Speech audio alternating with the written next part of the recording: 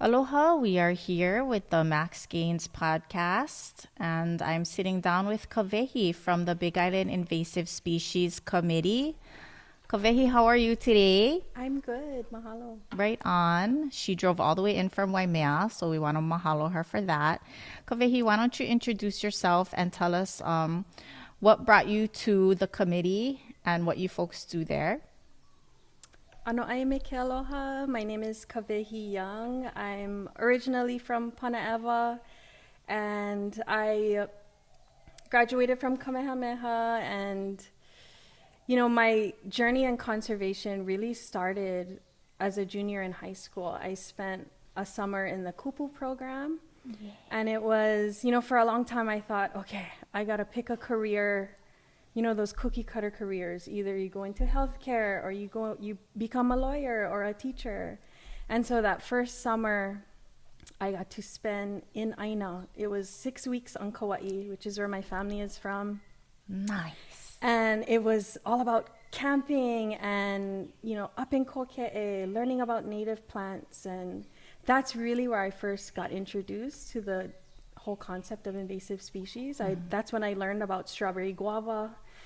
Like driving on the bus on the Pana'ava stretch every morning, I had no idea that I was passing all this strawberry guava and all these invasive species. So like up until that point, I saw everything as green, right? I didn't really see the trees as individuals. And so like that first summer opened my eyes and made me realize that I wanted to pursue a career in conservation and, working in Aina.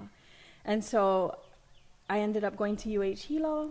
I got a bachelor's in environmental studies, and I started working at the Big Island Invasive Species right after graduating. I started as an intern, and it was an amazing experience, and I've been with BIISC for 8 years now. So Yes, kupu.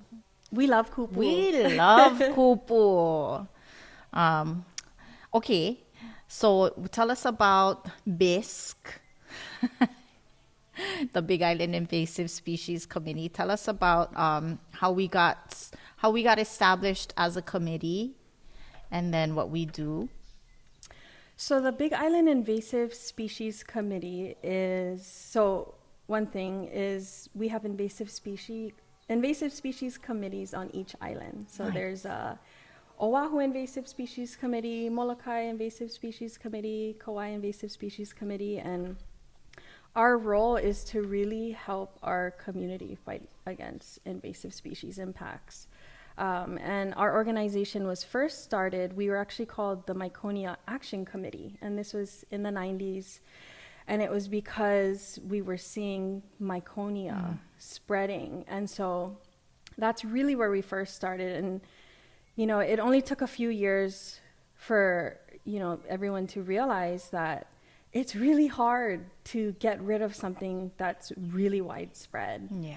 And so we've since pivoted to focus on invasive plants that are early on in their invasion. Because when you think about invasive species, the longer that something is here, the more time that it has to become widespread, it becomes more expensive to address. And so really the core of the work that we do, especially in the field, is really going after plants that we hope people have never heard of.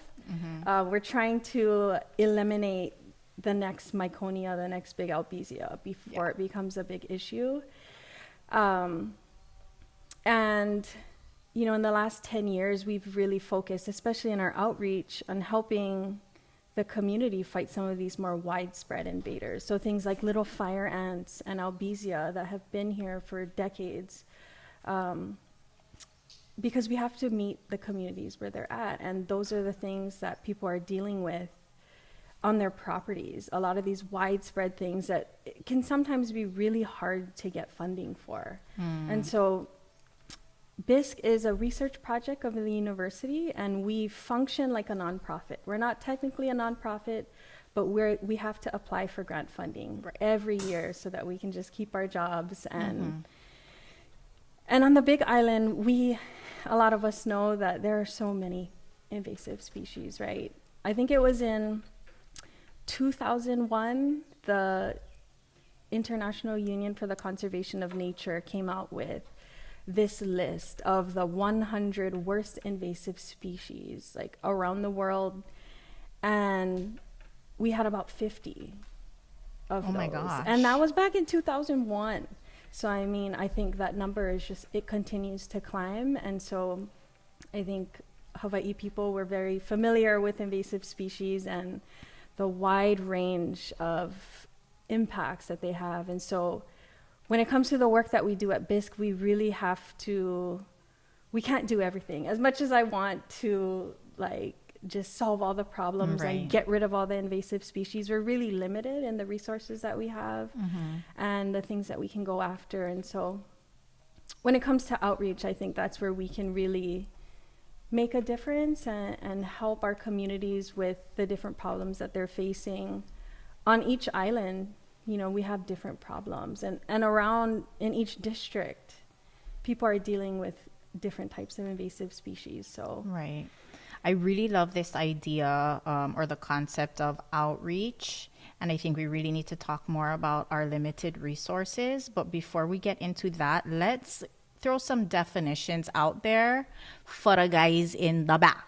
You know, we're looking at invasive species. Let's give a definition for invasive. We know they have to be introduced. So I think that a lot of people, you know, when you hear words like endemic or native, introduced, invasive, let's just give some definitions to some of those terms so that people are clear on what exactly we're talking about here. yeah, so when we define invasive species, we go off of the federal definition, which it's a two-part definition. So for something to be an invasive species, one, it has to be introduced to Hawaii by humans. And the second part of that definition is that an invasive, in order to be considered an invasive species, it has to cause harm to either the environment, our economy, or human health. And in Hawaii, we also add to that definition something that affects our way of life. And a lot of the times with some of these really bad invasive species, they check every single box. They hurt the aina, you know, they hurt our ability, you know, for our farmers to make money, and they just impact the way that we live. What about impacting other species, like our birds or our native insects? Do they have any impact on other endemic species? I heard that Albizia and Myconia, for example, compete with our endemic trees for resources like water. You know, when we talk about causing harm, is it just harm to human life, or is it harm to like our environment and other species in our environment? Yeah, so invasive species, they have a lot of characteristics that allow them to outcompete our native species. So when you think of, you know, Albizia, they can produce a huge amount of seeds, and then those keiki come and they fill the canopy, and that, you know, inhibits our native species to be able to thrive and to germinate and to fill that understory. And so when we're thinking about plants, you know, these invasive species, they grow rapidly. They outcompete our native species. Thinking about coqui frogs, you know, some people are like, oh, I love the sound of the coqui frogs, but they eat a lot of our native insects. And the coquis that we have here, they're much more abundant than they are in their native range of Puerto Rico, which I think is wild. Really? And that's because when things get here, there are a lack of predators, right? And so, Or like, we know, more snakes like that. yeah, Or like exactly. iguanas, things that would normally eat the coqui. Frick, what about mongoose? Do mongooses eat coquis? I'm not sure. They must. I don't know for sure.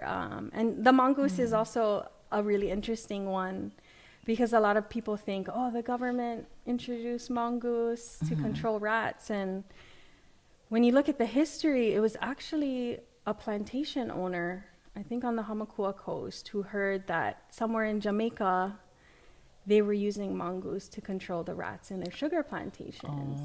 And so you have to think about back in those days, to be able to travel was a privilege, right? Yeah. To be able to bring something back. And so there was a lot that we didn't know. Looking back, it's like, oh, that's such a bad idea, right? But I think in those days, they didn't really have that same concept. Like invasive species wasn't really a term even at that time. And so when you look back into the old newspapers, there were people that were really happy about the mongoose because they saw less rats in their plantations. But then you see other people who are really angry about it because the mongoose were starting to go after chickens and they were starting to go after other things. And so, you know, I think we've come a long way and we can learn a lot from what has happened in the past. Introducing things, even like certain birds, like we have to, I think, just think about what has been here. You know, what are our native species and how can we protect them? And we have to really think about the impacts that introducing animals, especially, and how they hurt our native birds, right? It makes me wonder what we do today and impacts that we might have on our future that we're not thinking about currently. Yeah, that's a big one. I mean, Because, think, like you said, I'm sure the dude who brought the mongoose over had good intentions, right? Like Kamehameha had good intentions when he brought cattle over and introduced all this grass. right. Yeah, and I believe he put a kapu, right, when those first cattle were introduced, and then it started getting to the point where there were so many of the cows that they were getting into the villages and they were trampling everything, and we started seeing a lot of erosion and just they were eating everything down to the ground. And that's what animals do, right? And so things like albizia was intentionally introduced back, I can't remember when it was. Wasn't it in this area too, like to grow on plantation on?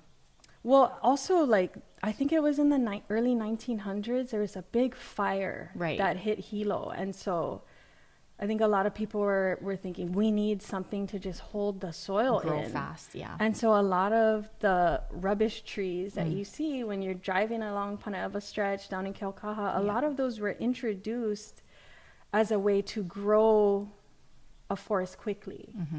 And now looking back, it's like, okay, was that the best choice, you know? Right. Like something that might have served one generation in their time might have negative impacts on the next generation. I think we're dealing with that. And I think we need to be mindful of the negative impacts that we're setting our future generations up to have to deal with. That's okay. So that was introduced invasives. I love some introduced plants. Some of my favorite flowers, some of all of our favorite flowers are introduced flowers, right? Yeah. Kawehi's favorite flower was the red rose. My grandma's favorite flower is the pikake, the jasmine. We have our plumerias. A lot of the flowers like that we love to make leis with are introduced flowers. Yeah. So Pua Keni Keni is another Pua one. Keni Keni. I love the Pua Keni Keni. Some of our gardenias are introduced. So yeah, I think we have a lot of, and that's just the flowers. That's not even going into our introduced food plants, right? Like lychee season. Don't act like you get one problem with introduced plants in lychee season, mango season. Like, you know, people over time brought different varieties of different fruits and things, and it really served to benefit us. I think a lot of our friends who have farms, they just love these exotic fruits, and they're so good and interesting to eat, and they're really good for you. So at what point does the plants that we introduce or the species that we introduce become invasive or begin to have negative impacts? Yeah, that's a great question. I think, you know, a lot of times we hear people will just automatically say, oh, that's invasive. That's not native, it's invasive. But actually, about 10 to 15% of introduced species end up turning out invasive. And things like all the plants that you mentioned, all of our canoe plants that were introduced by the first Hawaiians, those helped us survive and thrive here. Like, there's no way that we'd be able to sustain life with just our endemic species. And Right. they're really important. But things like kalo and ulu, and, you know, so there are all these important plants that have been, you know, they're part of our cultural fabric of Hawaii, and they're really important. So I think it's important for people to understand that not everything that is introduced is automatically invasive. And all of these beautiful lei flowers, you don't see them spreading in the forest. It's really a select few that, you know, night blooming jasmine is something that comes to mind. It smells great, it's fragrant. But I've seen forests in koa forest, where the night blooming jasmine is just completely taking over the understory and really making it hard for our native understory species to thrive. And so I think it's important to look at that. And we have a website called plantpono.org that folks can go and they can look at different plants, and they're scored based on the Hawaii Pacific Weed Risk Assessment. So a lot of the species that we're talking about, like gardenia, they score really low. And pua kenikeni, you don't see them taking over the forest. So I think going back to that definition, does it cause harm? Does it cause significant harm? Yeah. Okay, yeah. I think that, man, I feel like you really helped a lot of people who are watching to understand the difference between invasive and introduced. Yeah, again, not everything that's introduced is invasive, but we also have a role in how a plant becomes or evolves into being invasive, right? The human who introduces the plant also has a responsibility to control the plant. And that's a really cultural thing. When you talk about kalo, I think in the 13th or the branch of the 13th era of the Kumulipo, Haumea instructs Wakea on how to plant, how to arrange certain plants in his garden or his mala. And so there's a specific order of how to deal with these plants that we canoe, that we basically are cultivating for our survival. And I think what's happening is that some of these plants, we're forgetting to cultivate them. So that's something that's really important, that I think we have an event called Dirt Work. Every year we teach young kids how to operate machinery. And I think one of the goals for us in that event is to get our young local kids interested and educated in working machineries that they're going to need to work in order to cultivate or to manage some of these invasive species, right? It isn't just deforestation. It's also managing plants that are harmful for our environment or trees that are harmful for our environment. And so that kind of brings us into resources which impact the control of some invasive species. So again, before we get into resources, let's talk about different types of invasive species that you guys have experience working with. I know you mentioned some parasitic species, some fungi like the rod. So can you talk a little bit about that, please? Yeah, so I think, you know, the first one that comes to mind is Rat Lungworm, which I'm sure many of us Big Island folks are familiar with, especially if you live in Puna. And rat lungworm has been here for a while, but really what's accelerated the high prevalence of disease that we're seeing, especially on the Big Island. Puna is the global hotspot of severe disease when it comes to rat lungworm. And one of the main contributors to that is a specific species of slug. It's called the semi-slug, or Parmarian martensi. And that was introduced in the 90s, probably inadvertently, you know, on a plant or something like that, which is how a lot of our invasive insects get here, on live plants. And that the semi-slug can carry a very high parasite load, more than other species of slug. And that's one that we see that's very widespread in Puna and Hilo, and even all the way up to Kohala. And this slug, it's really scary because all you need is a tiny little slug to get on a leafy green, and when you eat that parasite gets into your body. And now, just like going back to the life cycle of the parasite, it needs to live in a rat and a slug to complete its life cycle.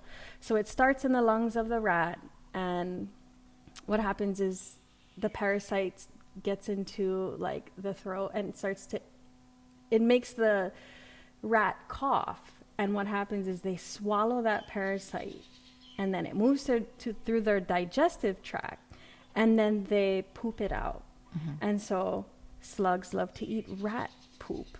And so the slugs come in, they eat that rat poop, and then the parasite continues to develop into an infective stage. And so I like to refer to it as like the teenage stage, because you can't come into contact with a rat and get rat lungworm. You have to come into contact with it through the slug. And so because we love, you know, our kale and all of our leafy greens, it's really easy for that to happen and for you to accidentally ingest a slug. And another thing with Puna is, you know, over 75% of people that live in Puna are on catchment. And so these slugs, they have an affinity for water. Like, they love wet moisture. And so they get into the catchment tanks, and they're really evolved to be around human life and to move with the help of humans. And so rat lungworm is a huge one. And so we take a lot of the research that comes out of the College of Pharmacy, and we bring that to the community so that we can teach people how to reduce your risk. So controlling slugs on your property, whether that's going out at night and hunting for the slugs, using Sluggo. A lot of people have moved towards not really eating raw salads. Cooking, you know, what they do in Asia, it's mostly like stir fries and putting things in soups. And so I think Hawaii people, we are resilient and we're adaptive. And so we really have to think about how can we manage this issue and reduce our risk. So things like freezing your greens, boiling water, things like that all kill the parasite. Yeah, that was interesting. When I went to China, there was a dish, and it was like a soupy dish that had lettuce inside of it. And that was the first time I ever had cooked lettuce. But so they're like, oh, you got to cook everything over here, boil everything. And I thought, gosh, is that what it's going to come to? Is we got to cook our lettuce? So like for me, because we've been doing this work, and I've met a lot of people who have come down with rat lungworm disease, I am so paranoid. I still eat salad, but I grow my own, and I look at each leaf. I don't even let my husband like clean any of the greens, because I need to be the one to make sure that there's no slugs or snails. And I have one of my classmates, she was at a store that I won't name, and she got a sandwich, and she was sharing it with her baby, and she bit into a slug. Oh, and so it's like, these larger restaurants and things like that, they don't have the ability to check each leaf. Yeah. You know, so it's important to ask these workers, like, what are your protocols? Like, how are you cleaning your greens, and how can I know for sure that I'm not going to ingest a slug? Because a lot of times people who are coming down with rat lungworm, it's, you know, you go to a potluck and you eat a salad and you don't really know. Right. So for me, Dang. it's all about that vigilance, right? And being aware, and like, Yeah. but rat lungworm is scary. It's a really scary disease, and for some people, they're never the same. You know, Yeah. their life is completely changed. Yeah. And that's sad, because we want to support local too, right? Like, Right. our farmers work so hard. And so I think that's the importance of outreach, right? Is really to raise awareness, and for all of us to adapt the way that we do things, so that we can reduce our risk and we can protect our ohana. Yeah, that rat lung, that's crazy, man. I feel for people who have, I've heard people get really, really sick from it. And you're right, some of them never are the same again. So that's super crazy that all that, like, was picking the fruit and eating it straight off the tree really worth it? I don't know. Yeah. Even things like avocados, right? Or even when you grow your own food, just because the slug isn't there at the time doesn't mean it wasn't there. Yeah. And I think, you know, that's the importance of kilo, and, you know, being out in Aina and observing, knowing, like, do I have slugs in my garden, is like the first place to start, right? Is like getting a better sense of what is around you. Kilo is so super critical, especially for our kids, who all of our knowledge base is like super technological, super electronic, that they forget that these work too, you know, how to use their kilo skills. You know, you see some discoloration or some slimy stuff on your food. That's an important thing to just kilo in your everyday life. So let's talk about also how can we kilo other things. You know, like fire ants is a really important thing to kilo. I think nowadays people will tell you, like, oh, get fire ants, so you know, right? But sometimes our kids are playing in the bushes and you don't know, right, where there's going to be fire ants. Is there a way to, you know, deal with the fire ant situation? Like, can you talk about what you guys do in terms of fire ant control, remedy, information that you have for us on how to deal with that? Yeah, fire ants they're another big one that really impact every single district of our island. Has fire ants. And, you know, they were introduced, that's another one, like in the late 90s is when people started getting stung, and they're trying to figure out what is going on. I think it was 1999 was when the Department of Agriculture confirmed that it was little fire ants, and they actually tracked them back to a nursery in Puna that was importing palms from Florida. And so that's how the ants got here. And after 2 years of them serving, trying to figure out where are the ants, how far have they spread, they were from, just in 2 years, Kapoho all the way up to Laupohoihoi. And that was because of the movement of plants. And these ants are so tiny. They're so small a lot of the time. And they're freaking resilient, yeah? Bro, they don't drown. I know. I would get stung at Honolulu when I was out surfing. That's crazy. So they have thrived, and as humans, we sometimes don't realize that we're moving them around. You know, one nest can fit in a half of a macnut shell. It's so easy to move these ants. And so the importance of kilo, right? In really trying to figure out, okay, I'm moving these plants. Do they have fire ants in them? And there's a simple way that you can test to see if they're around. All you need is some chopsticks and peanut butter. and you put a little bit of peanut butter on the stick, and you can put them around your property. And that's a good way to even see if they're there. And a lot of people are like, oh, I know they're there. When you start managing and controlling fire ants, doing those peanut butter sticks are a great way to figure out, like, okay, am I having an impact on their populations? Maybe they're only in one part of my property. Like, they love bananas. They love rock walls and tea leaf. And a lot of people ask us, are there plants that they don't like? These ants, they love everything. Yeah. You know, all they need is a little nook and cranny, some moisture. You know, the east side is perfect for little fire ants. And so I mentioned I started at BIISC 8 years ago as an intern. And so one of our main projects at the time was our Little Fire Ant community program, because we kept hearing from people that, like, we need help, like, these fire ants are so bad, what can we do? And back when they were first detected, there wasn't a lot that we could do. There weren't a lot of products out there. You know, the east side it's rainy all the time. We live in the jungle pretty much. And so it took many years for researchers at the Hawaii Ant Lab to come up with strategies that were effective, that were going to work.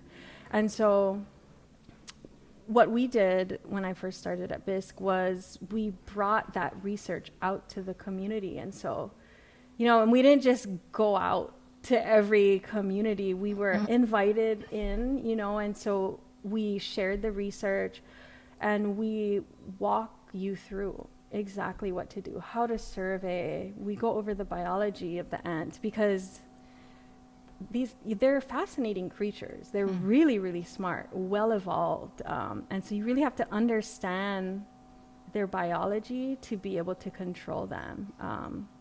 And so there are a lot of things that you can do, and it really depends on what your yard looks like.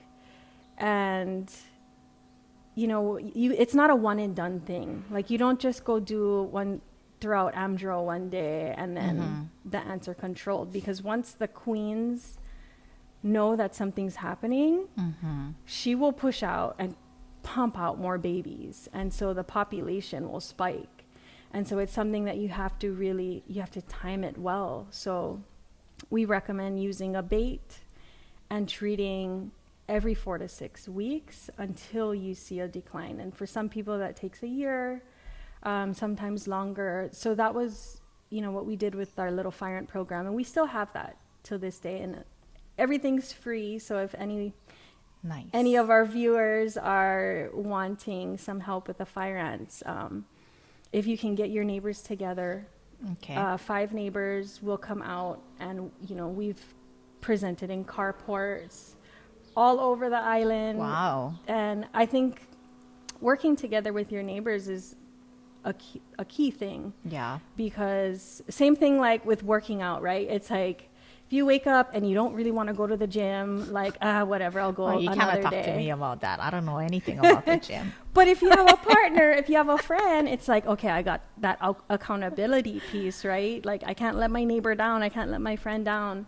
And so we found that program was really successful. Places like HPP, which is considered ground zero for little fire ants, we've seen people get to the point where they're not coming in contact with them. You know, they can pick avocados from their tree and they're not getting rained down with fire ants. Oh, nice. And so I think that's when I realized that outreach is so important. And really meeting the communities where they're at and providing that support is really important. Wow, we mahalo you guys for that. Shout out to Will Kill, my exterminator. They are not free, but they do a great job. They do.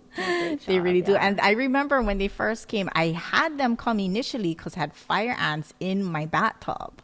And I was like, cuz I cannot be baiting my kids in the bathtub with the fire ants. Like, that's the big fat N.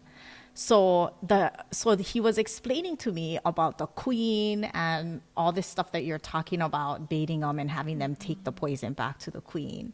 Right. And I was like, okay, yeah, whatever. Just spray them. Just get rid of it. So I think that there's a lot of people like me out there who don't want to have to learn about it and just want to get rid of it. But I think that what you're saying about learning about it is really important, because we can't really get rid of it without knowing a little bit about how they work. Yeah, for sure. And I think a lot of people, when they start coming into the home, they've maximized their resources outside, and they're coming in for water a lot of the time. They don't start nesting until like they've been there for many years. They start coming into your house, and we've heard so many horror stories, and it's fine to, like, a lot of people think, oh, I'm just gonna wipe away or like spray the raid and that will be the solution.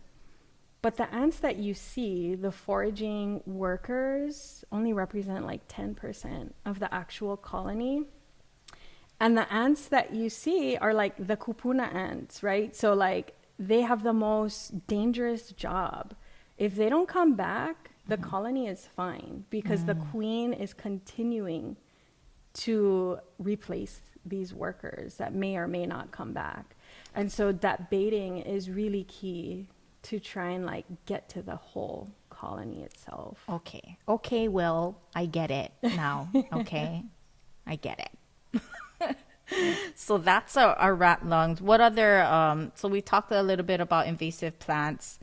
I want to go tie back our invasive plant conversation into a broader conversation about the impact of these invasive plants. You talked a lot about rubbish trees and our forest canopies and things like that. So can we talk a little bit more about like a broader environmental impacts that these invasive plants might have on our environment? Yeah. And, just as you were talking, I'm thinking about, of course, we see a lot of people moving to our islands, and a lot of times people want to plant the things that they had in their garden, wherever they're from. And we don't think about how something can just get out of control, right?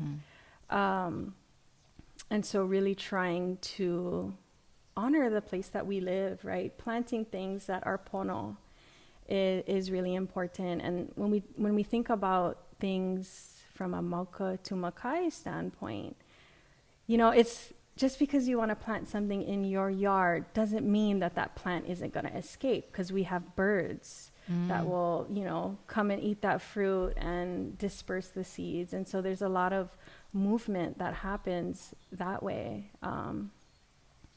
And, I'm thinking also about ungulates and their role in spreading a lot of these invasive species. And a lot of these animals, they will eat everything to the ground, right? And so that contributes to soil erosion. And when big rains come and it washes everything down into the reefs, and it hurts our fish and our coral and things like that. And so I think it's important to be thinking about things on that macro scale, really zooming out and thinking about, like, is this going to have an impact down to the kai, or through time, like how many generations? And so there are so many different invasive plants, and as I said before, like, we're very limited in what we can do. So I think that education piece is so important for people to learn about the place that they're living in. What ahupua'a do you live in, and like what plants thrived, before, and how can we contribute to that? Oh yeah, totally, 100%. I want to bring that conversation into the real estate development community. Is just awareness of ahupua'a. So much times our real estate our developers are looking at a parcel of land as just a TMK number. Right. They're looking at it as just a lot, just a number. They're not looking at it as a piece of a larger puzzle that creates our ahupua'a, that creates our Mauka to Makai environmental relationships between all the things that exist in that ahupua'a system. And it goes from the top of the mountain all the way down to our coral reef. So I think that more real estate developers need to have an awareness of how their little parcel of land impacts that ecosystem. It's not just a piece of land. Yeah, it's part of an ecosystem. How can we bring awareness to that? One of our real estate agents, Juniper Adler, she called me one day and she was asking me about, how do I find out if this property has access to a river, right? So people are wanting to know about what natural resources they have on their land.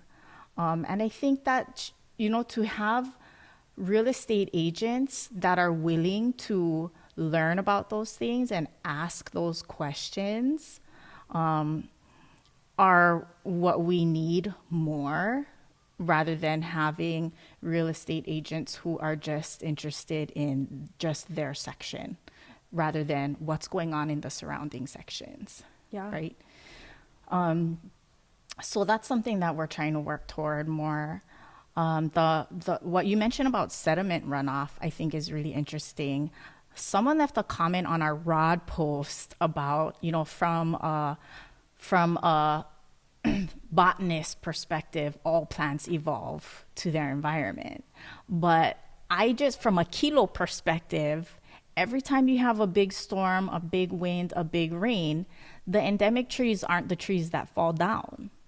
It's these invasive introduced trees are the ones that are piled up on the sand at Honolulu after the big rain.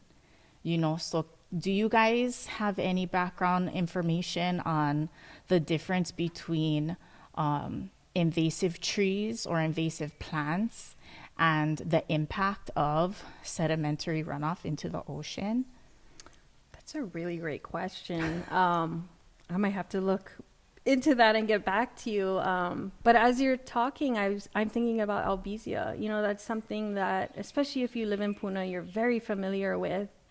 And thinking back to Tropical Storm Isel back in 2014, a lot of people look at Albizia and they're like, wow, this is such a beautiful tree. And it is beautiful, but also it doesn't really hold on. It's not as rooted. And so when strong winds come through, they topple over. And they also pull out a lot of water, like the surface water. So you think of Albizia that's growing along Wailuku River and things like that. They're really impacting the hydrology. And, I'm thinking of this one aerial shot of Tropical Storm Isel after it hit. It just completely devoured Puna, and people were without power and all kinds of things for weeks. Yeah. And it was incredibly destructive. Puna was like the wild, wild west after that storm. Yeah. Remember when you used to be able to drive out to Pohoiki and then The tree tunnel. The tree tunnel. Everybody, that was like the best thing about driving out to Pohoiki was the I remember tree tunnel. that, yeah. Right? But we didn't think at the time that tree tunnel was made out of invasive albizia. We were just like, whoa, this is so cool. Can't wait to go to Pohoiki. And it's like that shaded canopy that you just drove through and it looks so cool.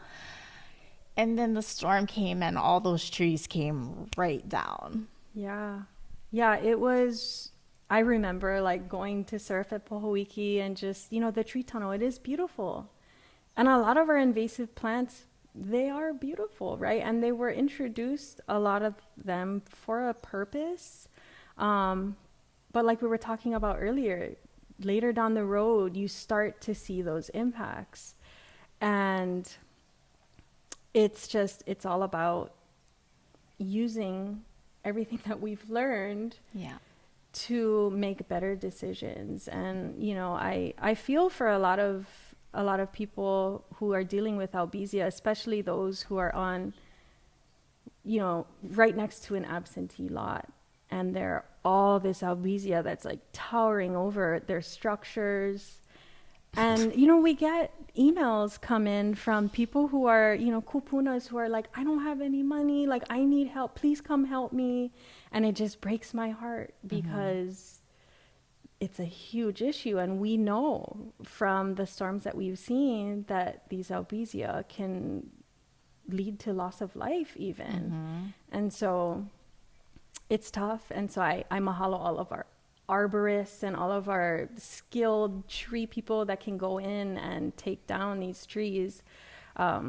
We do community trainings in HPP actually every so often to teach people how to control non-hazardous albizia. So like there are things that you can do when the trees are small, when they're not overhanging. Like as a property owner, you can go in and you can control those, whether that's girdling or using something like milestone. It's really important to take care of those trees when they're small. So albizia grows 20 feet per year. They're so fast. It's crazy. Like I think they're the fastest growing tree. And their seedlings in the wind just blow everywhere. Yeah, I noticed they're flowering right now. And so I think a lot of people who are having allergies, it's probably the flowers. Albizia flowers. Let's talk about resources. So when you do your community outreach, so you mentioned that you guys apply for grants. What kinds of grants do you guys apply for and receive in order to do these community efforts? So most of our funding comes from the Hawaii Invasive Species Council and money set aside from the state budget that goes through DLNR. And, we think about how much funding that is when we're looking at the whole budget.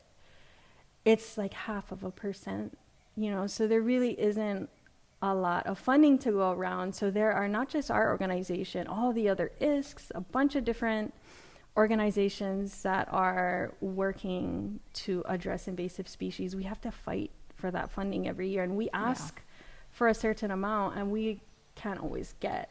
What about that. OHA? I don't think that we get funding from OHA. Because, if Hawaii is both the place and the people, then wouldn't the Office of Hawaiian Affairs acknowledge our indigenous plant life as Hawaii or Hawaiian affairs as well, the survival of our endemic forests that have to compete with these invasive plants? We should hit them up.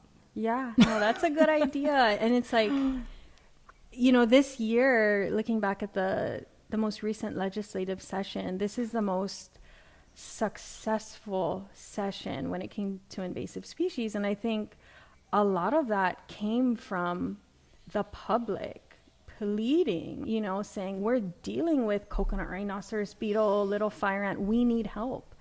And so us on the Big Island, we know we've been living with fire ants for so long, over 20 years. But only now we're starting to see folks on Oahu and places in Kauai really being impacted. And so I'm really excited with how our legislators have been responding to the public. And I think, a lot of people are angry and rightfully so, you know, and so it's all about leveraging that community anger and really having the folks who have that power to get that money, our legislators and the governor, to really see that like these are the issues that our communities are facing, and our farmers, like invasive pests are one of the number one problems that they deal with. Yeah, that rhinoceros beetle is a trip. My dad just went to did you guys do the rhino beetle community thing? It was like a couple weeks ago. Or was that the one at else? HCC? I forget, it was in Hilo. We did not do that one. We were present. Yeah. But, when it comes to response, it's like, whose kuleana is that to even prevent it from getting here? And so that responsibility falls on the Hawaii Department of Agriculture. They are the regulatory authority.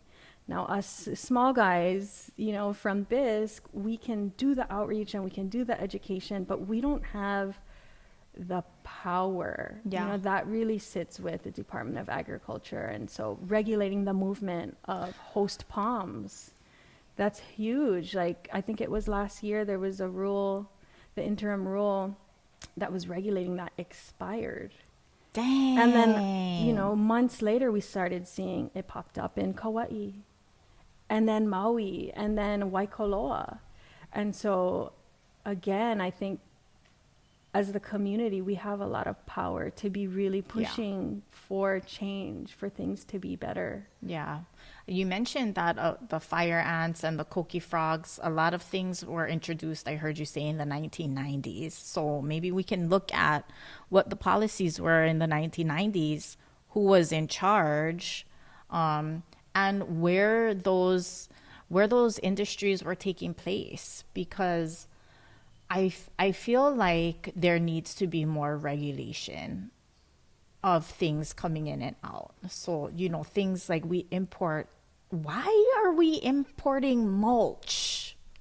Yeah, that's like one of the when there's all this ones. albizia that needs to come down. We have the equipment, we have the guys, we have the mulchers. Why are we not sustainably creating our own mulch? Yeah. No, that's why aren't there systems in place to restrict importing mulch and promote purchasing? Or you can go to the rubbish dump and get free mulch. We need to have more of a local presence in providing these types of resources so that the tutu or the uncle or the auntie who's trying to grow the kale in their garden doesn't have to go to Home Depot or these big box stores to buy dirt. Oh my God. Yeah, no. So like in places in Oahu, they've maximized their resources to the point where they're starting to fly to places like Home Depot, where they are stacking up all those bags of mulch and soil outside, and the beetle flies in. Like, they can get into a coconut tree. So it's pretty easy for them to get into a plastic bag and lay their eggs, and their eggs are tiny. And so, again, this is why kilo is so important. Yeah. But we're seeing a lot of movement on Oahu through bagged soil and bagged mulch. Cause I was with my cousin. Let me show you this thing. We're in Ko'olina the other week. Max went to this conference, the Millionaire Mindset. And me and my niece and my cousin, we were walking, around the coconut tree right outside of our condo. Plop, out fell the freaking first rhinoceros beetle I ever did see in my life. I never seen one here.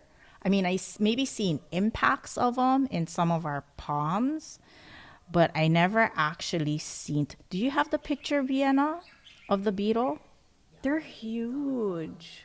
Oh, it's on the phone that we're using to make this podcast. Oh, right here. Oh, like I smashed it. Like, do you see this thing?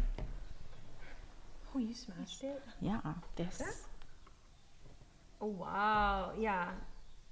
They're such a destructive pest. Because I went to go visit my uncle. This is a few months ago, and he lives in like Kapolei area, and I was so surprised. Like, as he was driving me back to the airport, almost every tree I saw had signs of the beetle.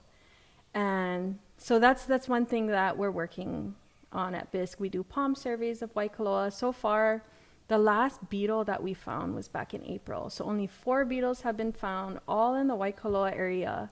But like what you're saying with the mulch, we just have to be really vigilant. We have to be, reporting is the number one thing. If you see a grub, a larva, you can hit us up on Instagram. You can email us. Like, I will personally go out and get that grub for you, help you identify it if we need to submit it for DNA. Like, I think that's where the community comes in. And, our island is so big, and there's only so much of us at BIISC. Like, we need everyone's help to be able to find them as soon as possible. Because right now, they have not been found outside of Waikoloa. And so even, you know, if you have damaged palms, like send us pictures and we can help you figure out what's going on. Because there are a bunch of other pests that attack palms. Is it possible to track larvae like on our shoes? If we're walking through Waikoloa, you know, like if we step on one larva, is it possible to bring that dude back into our car or whatever? Thankfully, no. Oh, phew. But on Oahu, I've seen, because, you know, we do a social media and I'm a part of all these gardening Facebook groups, and people are buying plants from stores or mulch, and then they're wondering why their plants are dying. So you could be picking up the larva in the form of potted plants, potting soil that's on sale. Like, you have to be really vigilant about what you're bringing onto your property, what you're moving, because it really is that easy. Maybe we should put a pause on purchasing store-bought things, and you know, until we're able to create some regulation and have these stores mitigate these issues that you're talking about. Yeah, we actually have a dog. His name is Manu. Okay. And his handler Michelle. And so even before the beetles were even detected on our island, we were trying to get Manu trained up so that he can be able to sniff out the larva, sniff out the adults. And so we're hoping that we can get to the point where he can do surveys and, like, you know, clear things. Well, we need to train our dogs. We need more dogs. Everybody train your dogs. Dogs are the future. Okay. But also, like, in other places, so Coconut Rhinoceros Beetle has been in Samoa since the 1900s. It's in Fiji, all over the Pacific. And so I think also learning more about what they're doing and what can we learn and how can we bring that back and integrate that in how we respond. Like, in other places in the world, you can't load cargo at night because the lights are, these beetles are nocturnal. And so they're flying and they're getting into these cargo, you know, Matson containers because they're being loaded at night. So I think there are things that can be done. I think we can be doing much better about mitigating that and reducing the chances that they're getting here. But yeah, just buying local. Yeah, for sure. Is important. Yeah. So now let's go back to the resources. You have mentioned you get some resources from the state and stuff. What can we do as developers in terms of, you know, managing these efforts, and what kind of resources does it take just so that a land developer or a property owner might have an idea of the resources that is required to go into preventing some of these issues that we have with invasive species? Yeah, we have a lot of great resources on our website. And in terms of, like, planting, of course, like, trying to just use non-invasive plants is really important. And just being aware, you know, we have so many different invasive pests. And from what I've seen in recent years, like, the insects and the pathogens are really, they're a big one. They're moving with plants, and they're being moved by humans. And so, you know, I think about, we were talking earlier about the Polynesian introductions or canoe plants, and of course there are a few invasives that were introduced in that time, things like the Polynesian rat. But really, when European settlers came, that's when things kind of went into overdrive. Bro, their rats be like small dogs. Yeah. And things like mosquitoes, like, they were introduced on whaling ships because of the drinking water that they had. And so really just trying to,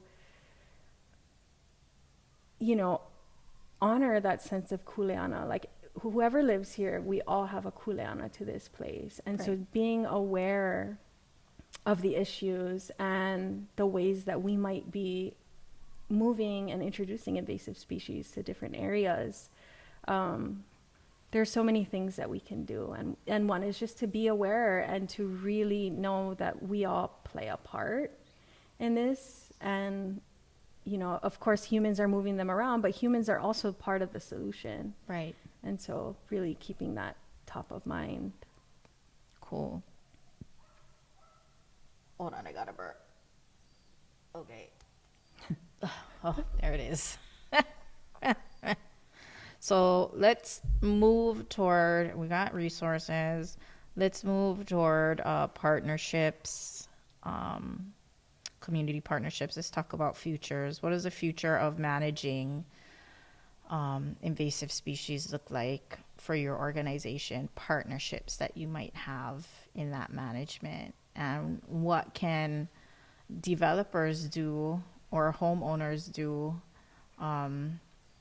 to start being more aware and more mindful about our role in the invasive species problem?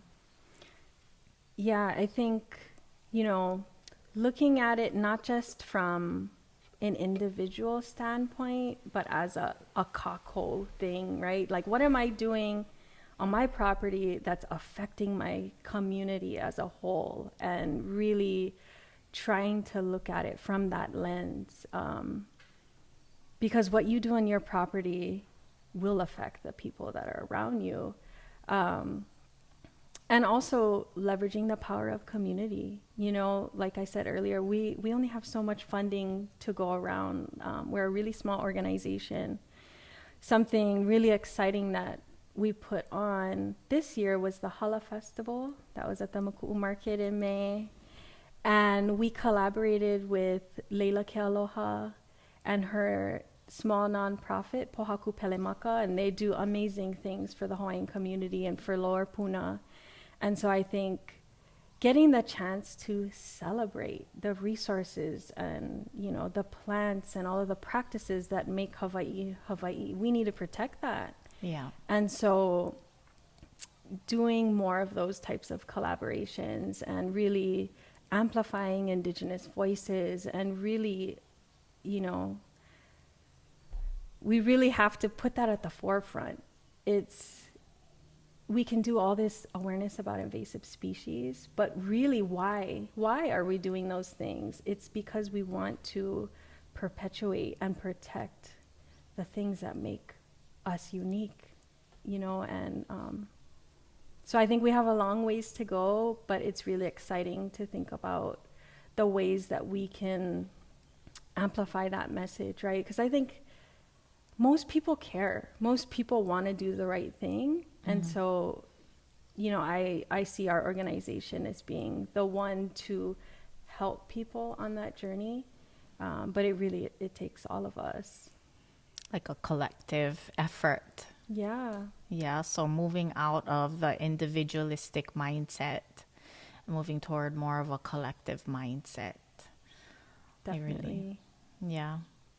Well, on that note, you want to add anything else about your program or things that do you guys have anything planned coming up? Or I think we're really going to be focusing on Coconut Rhinoceros Beetle, getting out into the schools and teaching, especially our keiki, that they have a voice and that their voice matters. And so that's kind of, I think, the direction that we're going to be going in. And of course, we're looking forward to next year's Hala Festival. I think it was so awesome to see the Puna community come together and all these kupuna rocking all their papale, and just, you know, that's really what it's all about.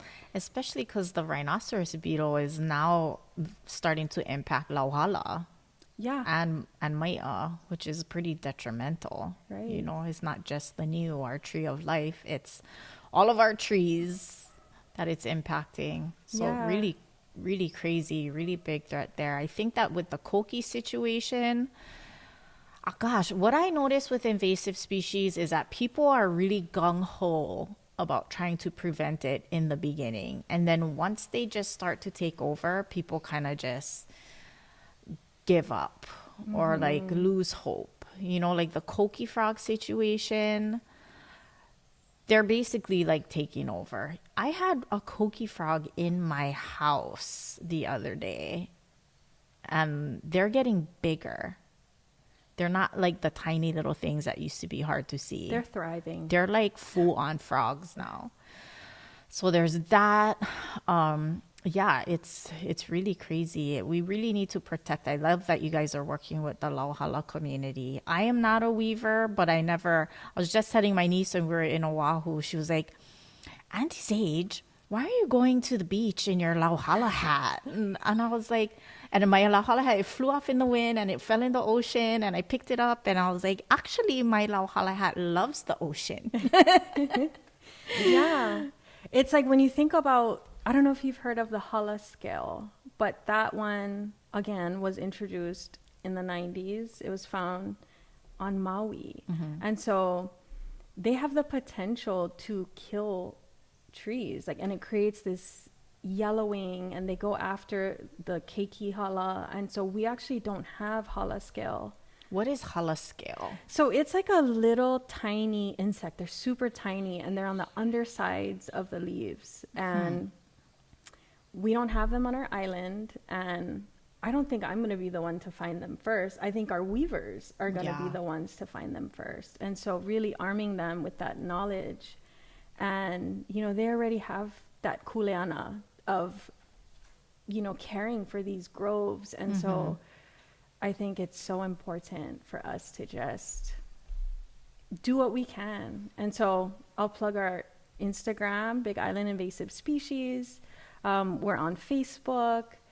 You know, we're always available. I'm the one who answers all the messages that come in, and like we want to help wherever we can. And if I don't know the answer to your question, I'm going to find someone who does. Yeah. Yeah, so really being that resource and helping our communities, because they're the first ones. That's so important. You brought up the grove, the Hala Grove. So my niece's grandma is Gladys Gray. She's a master weaver, and she taught so many people how to weave. I was telling my niece this story because we were in the ocean actually talking about my hat. She was asking me, you know, why? Because popale, they're like so precious that you only really want to wear them on special occasions. But I think that in the conversation we were having, I was trying to explain to her that it's a way of life. Hala is a way of life. And I didn't realize this until I was older. So, you know, a lot of our Hawaiian cultural practices, they're growing up in the hula discipline. You never knew of hula as a hobby. Hula was your lifestyle, right? It's like if you go into any other lifestyle, like baseball families, baseball's a lifestyle, right? So our Hawaiian cultural practices, they're lifestyles, and lauhala is a lifestyle.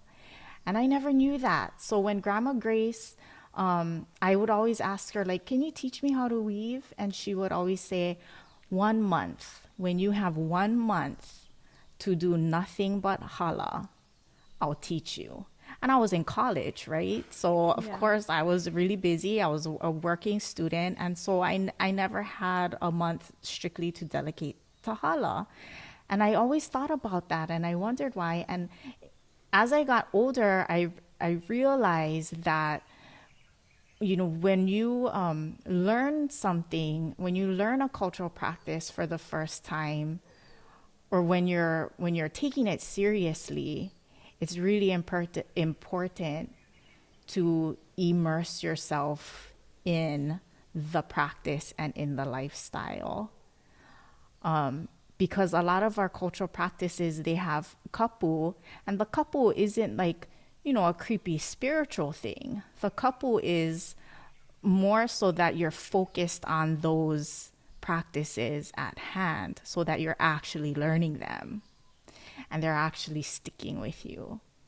And that is something that I was trying to explain to my niece. I never knew when I was younger, like you. And so now that I think back, I really regret not taking 1 month off to learn, because the only thing she really ever did, she was willing to teach me the first thing you learn when you become, or when you decide to learn about weaving, the first thing you learn is how to spot a good tree, Yeah. you know? And I always thought it was like, okay, well, how to take the thorns off or this and that. But the fact that the weavers, their knowledge goes all the way into the grove. It goes beyond just the weaving aspect of it. It goes into the tree and the environment that the tree is in and the history of that environment and the families who have taken care of that environment and those hula groves. So there's like whole genealogies of just specific hula groves that these weavers learn before they even get to learn how to handle a lauhala leaf, how they even get to the point of weaving. First, they have to learn about the grove. So the environment is the foundation for any of our Hawaiian cultural practices, is learning where the materials for our practice come from and understanding the environment and the aina that we're getting our resources from. So I think invasive species has a really important role because now we have invasive species in our aina, impacting our aina and the resources that we're gathering our things from. Yeah.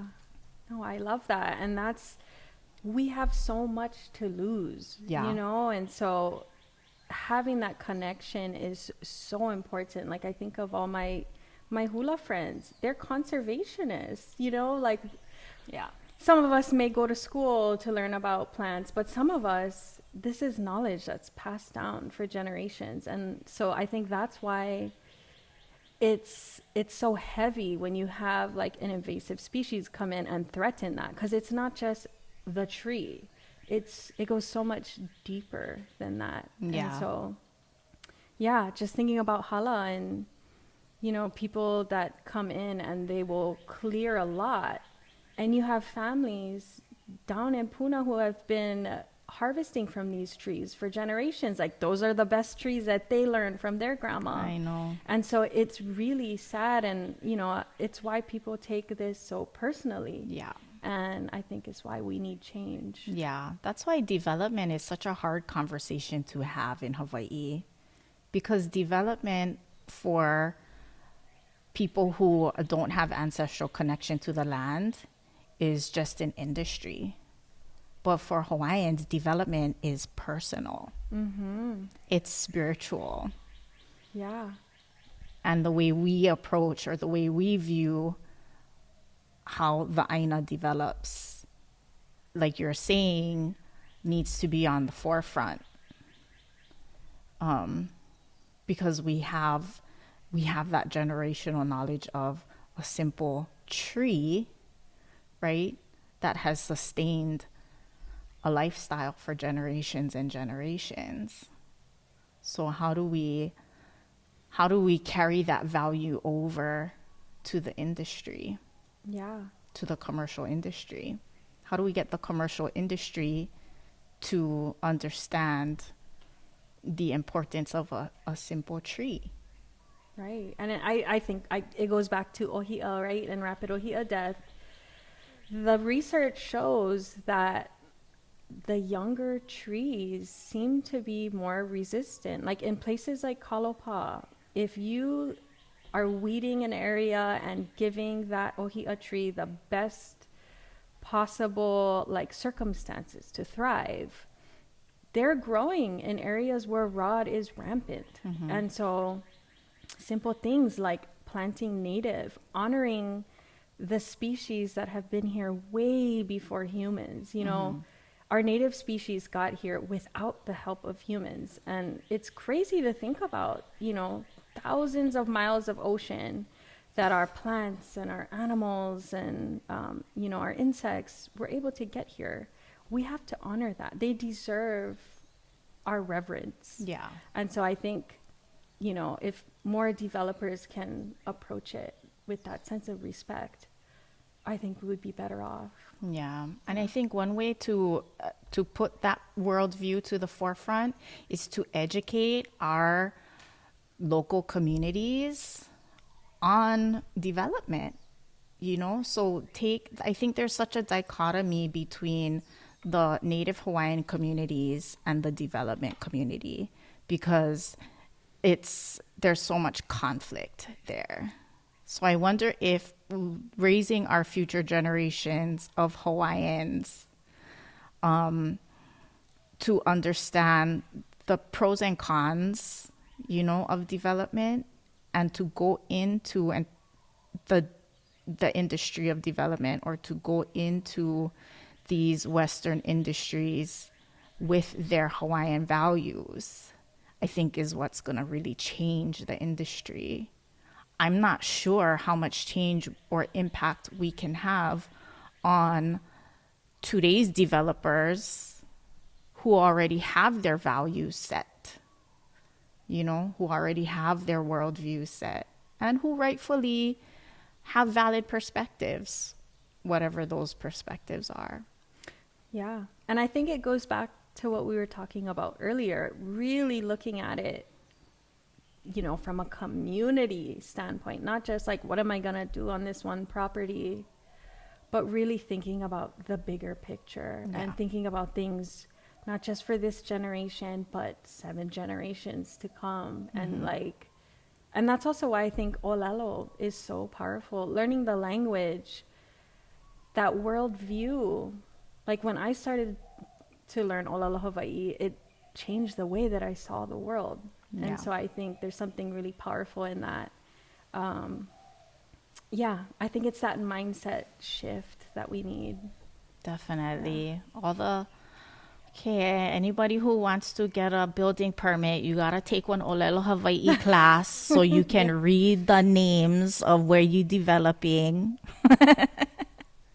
Yeah, I think that's so important. Yeah, so let's stay in touch as things progress with your organization. And I definitely think that your organization, the rapid heat of death that we had, any of our conservationists have really significant opportunities to influence development in Hawaii. I think we need to give the people who are fighting for our environment a bigger voice in the development communities. Max just went to this conference in Oahu, this Millionaire Mindset Conference in Oahu, which he learned so much about. Just how to manage properties and things like that, and the business aspect of it. I would love to see a real estate conference that incorporated the conservation perspective or the Aina perspective, the Hawaiian perspective. I would love to see these two worlds sit down and have more conversations together about how we can have more conscious development, more environmentally conscious development, not just for ourselves and our own financial benefit, but looking, like you said, 7 generations down the line, the issues that we have to deal with today, perhaps we wouldn't have had to deal with if people were more willing to sit down and have these hard conversations. For sure. And it goes back to that sense of kuleana, not just to our families, that's really important, but to this place. Yeah. This place is so important and it's so special, and we have so much to lose if we shy away from having those kinds of hard conversations. It's not an option anymore. Let's do it. It's not an option. We have to have the conversations. Thank you so much for sitting down with us and having the conversation. Yeah, mahalo for having me. Okie dokes.